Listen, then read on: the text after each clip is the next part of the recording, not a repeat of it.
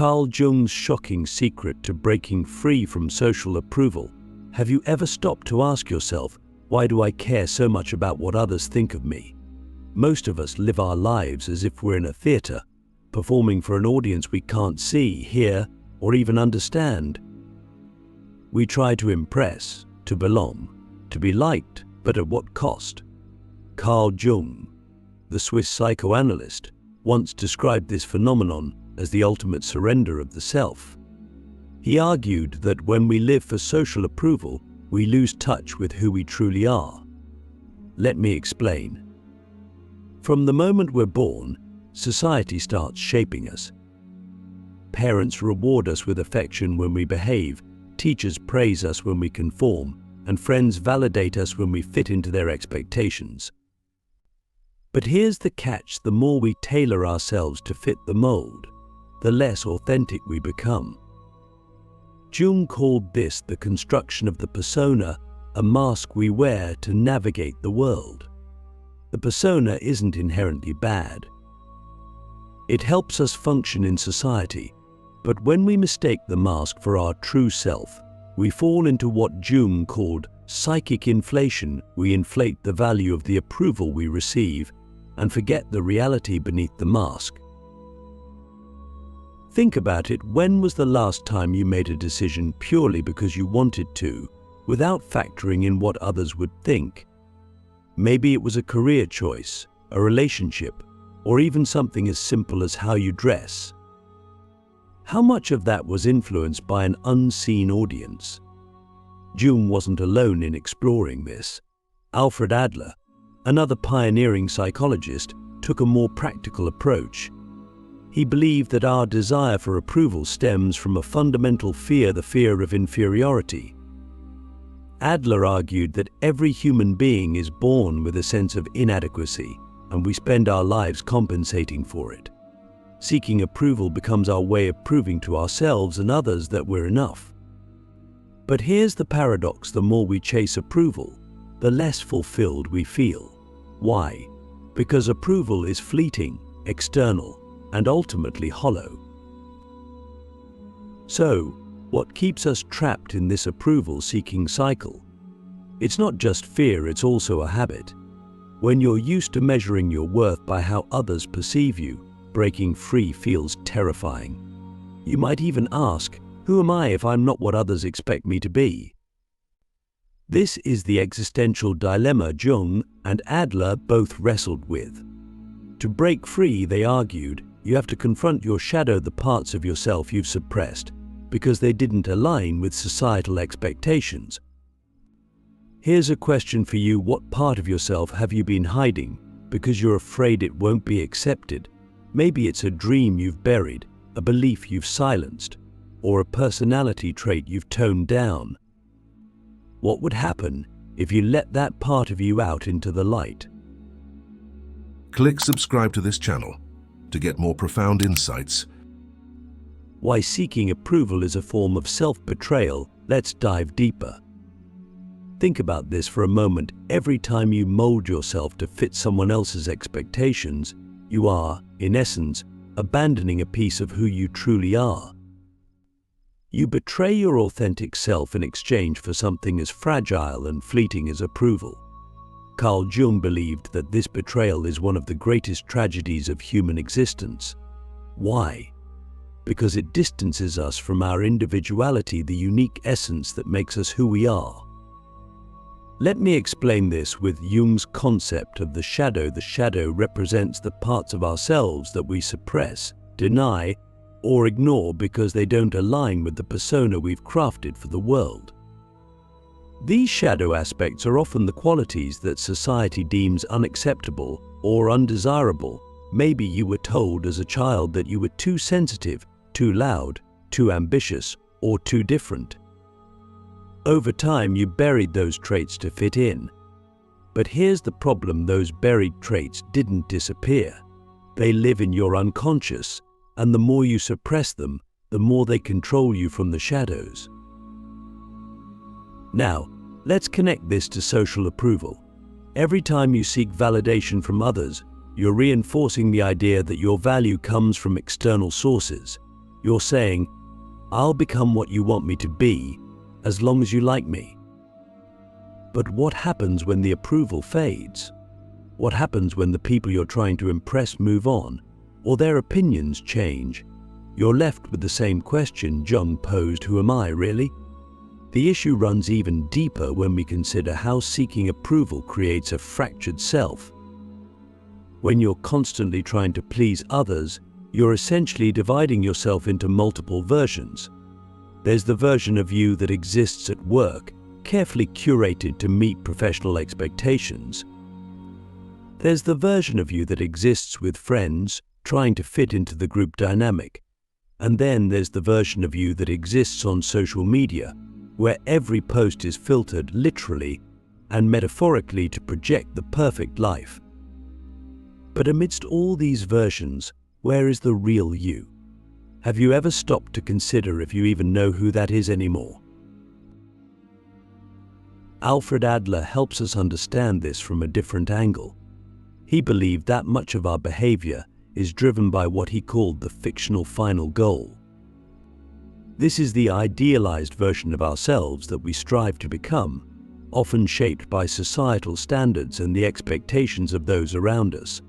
For example, maybe you've internalized the belief that you need to be successful, attractive, or admired to be worthy of love. But Adler warns us that this goal is a fiction. It's not real, and it's not rooted in your authentic self. Chasing it only leads to frustration and self-alienation. Let's pause here for a moment. Ask yourself, what fictional standards am I chasing? Who am I trying to impress? And why? Be brutally honest. Are you trying to live up to your parents' expectations? Are you trying to fit into a social circle that doesn't truly accept you?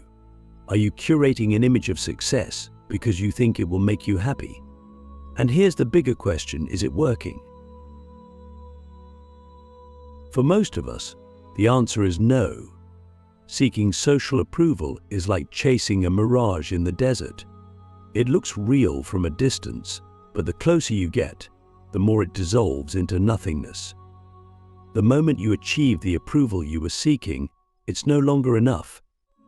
You need more, and the cycle begins again. Adler called this the inferiority complex, a never-ending loop of striving to prove your worth, only to feel more inadequate with each step.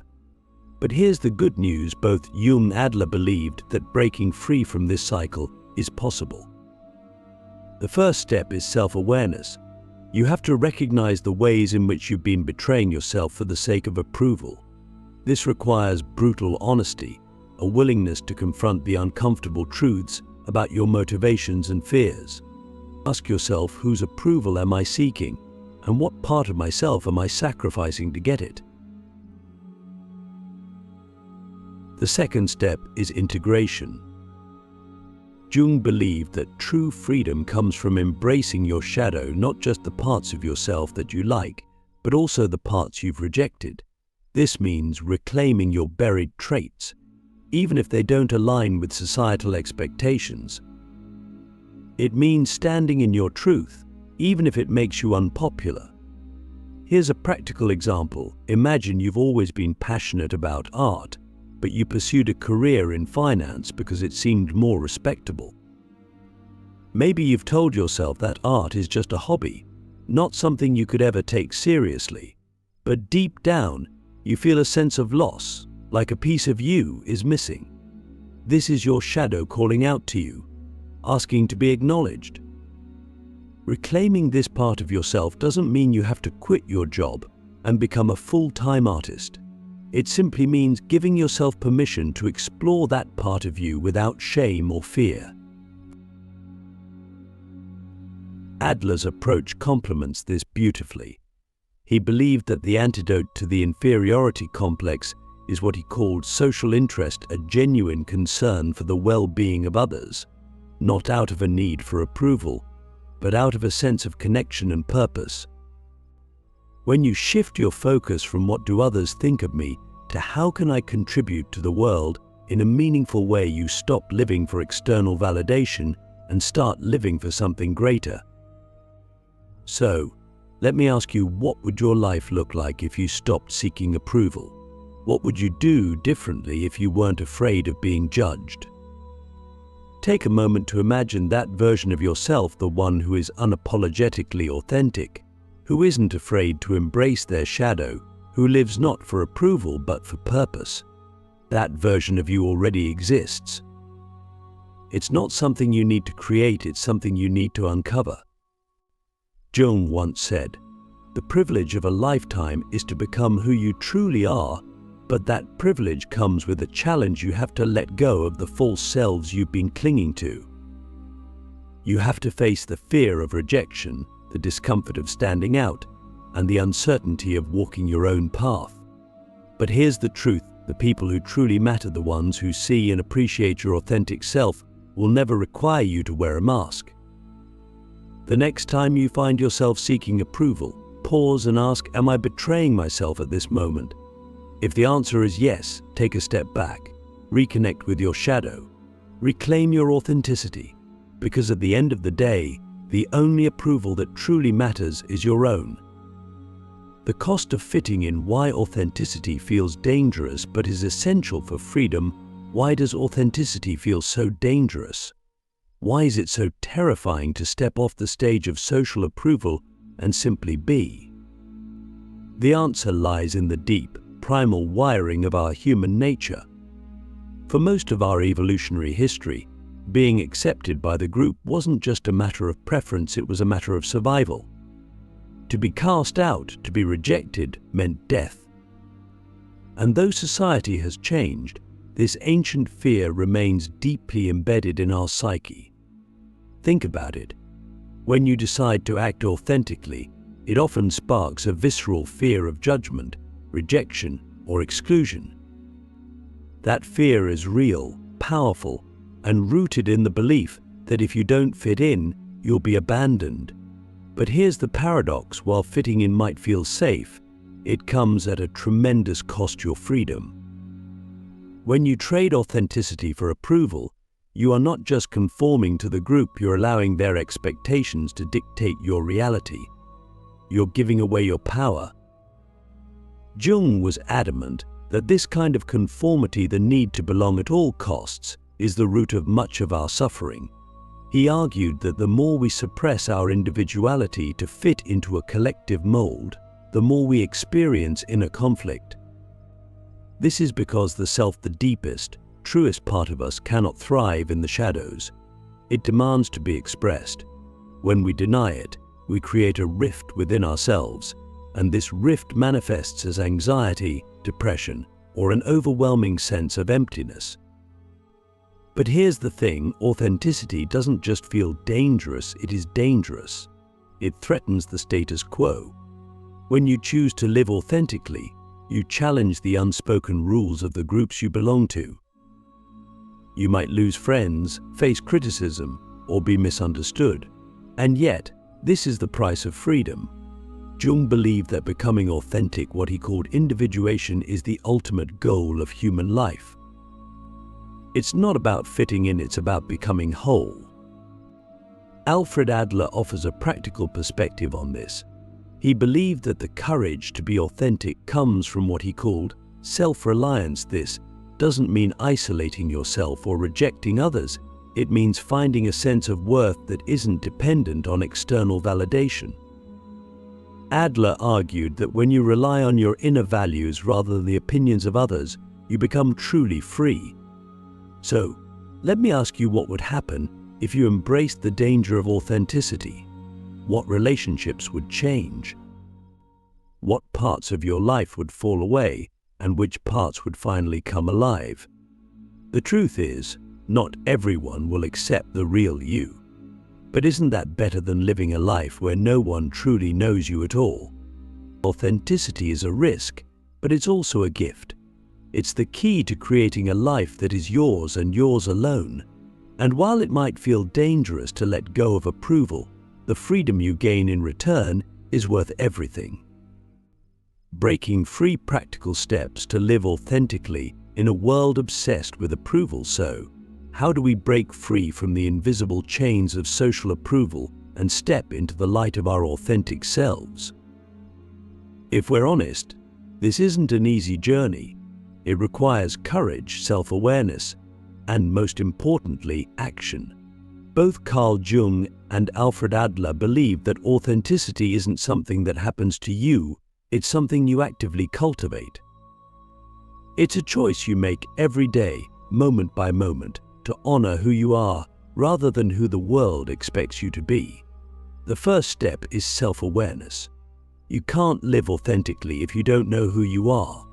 Start by asking yourself the hard questions: what do I truly believe? What do I value?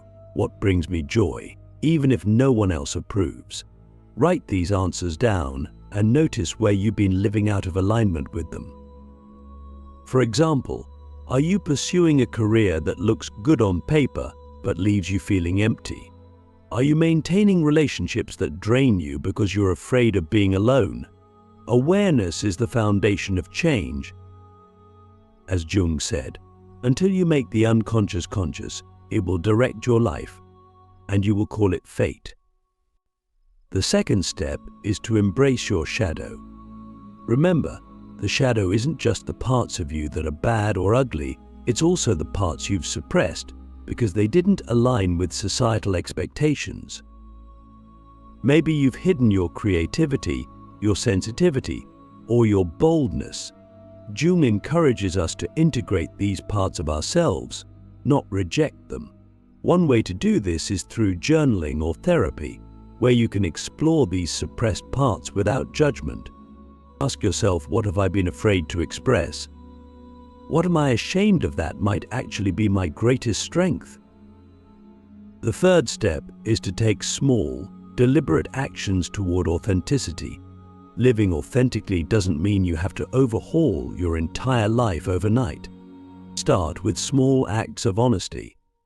Speak your truth in conversations, even if it feels uncomfortable. Say no to things that don't align with your values, even if it disappoints others. Pursue a passion you've been neglecting, even if it seems impractical. These small acts of courage build the muscle of authenticity, making it easier to live in alignment with who you are. Adler adds an important dimension here: the role of purpose. He believed that living authentically isn't just about self-expression, it's about contributing to something greater than yourself. When you focus on how you can serve others, not out of a need for approval but from a place of genuine care, you shift your energy from "how do I look" to "how can I matter." Purpose grounds you, giving you the strength to live authentically even when it's hard. Finally, let go of the need to be liked. This is perhaps the hardest step, but also the most liberating. Not everyone will understand or accept the authentic you, and that's okay. Jung reminds us that the shoe that fits one person pinches another. Your authenticity will resonate deeply with the right people and repel the wrong ones. Trust that the relationships that matter will endure, and the ones that fall away were never truly meant for you. Let me leave you with one final question: what would your life look like if you stopped pretending? Imagine the freedom of living without masks, of showing up fully as yourself, of no longer needing the applause of others to feel worthy. That life is possible. But it starts with one brave decision to choose yourself, again and again, no matter what the world thinks. The truth is, breaking free from social approval isn't just about living better, it's about finally becoming who you were always meant to be. So, are you ready to take that first step?